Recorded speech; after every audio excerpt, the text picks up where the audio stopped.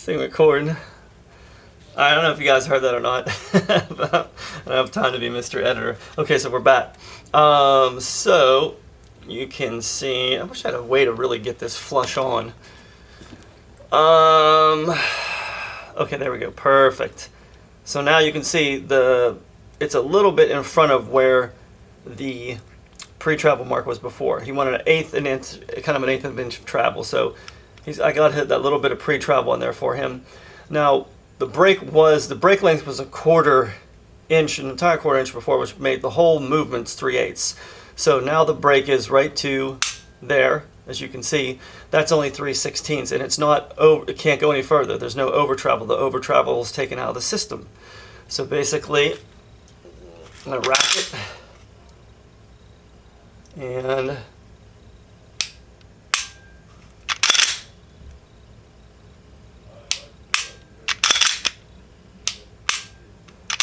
so now instead of having any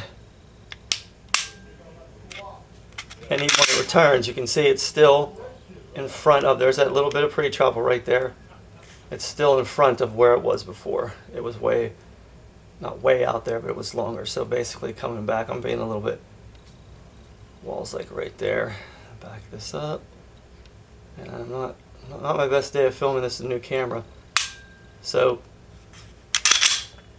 now, and you can see the safety, I had to modify the safety, so the safety's there. It's not going anywhere.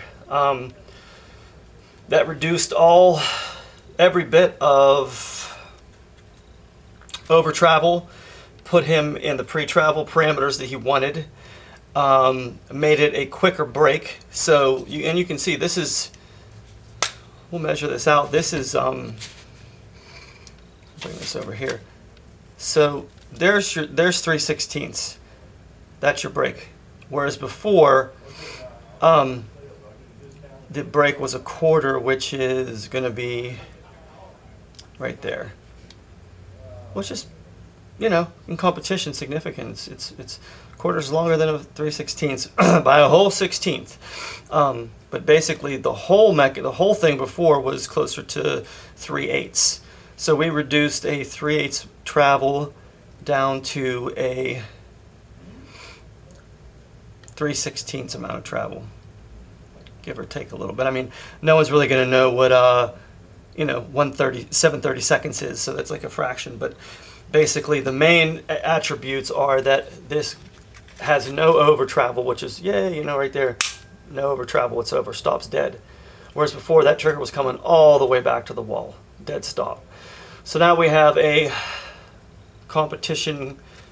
beautiful competition gun, man. Look at that, with a deserving trigger in it. And like I said, this wasn't the trigger shoe's fault. It's really not anyone's fault. It's just basically people try to armor and get their gun as much as whatever they want, as close to what they want, and they just have just parts available, and they don't have the skills to basically do what I just did here, because it takes a long time to get those skills. Oh yes, and he also wanted it. It was pulling 3 pounds consistently. Let me grab my trigger spring if I can find the dang thing. I just had it out. So, oh man, it's probably somewhere right in front of me too. I can't stand when I do this. Triggers. Oh, here it is. So, I have to mark things around here because they go missing. So I'm going to do a trigger pull now. Hold the gun steady. Oh, man. Actually, I gotta do it on the glass right here because it's a grabbing one. I'll do it this way so you guys can see it. Longest trigger pull I've ever done. Okay, so, and pulling 3. It was pulling 2.5 earlier, but it was pulling 3. So let's rack it again.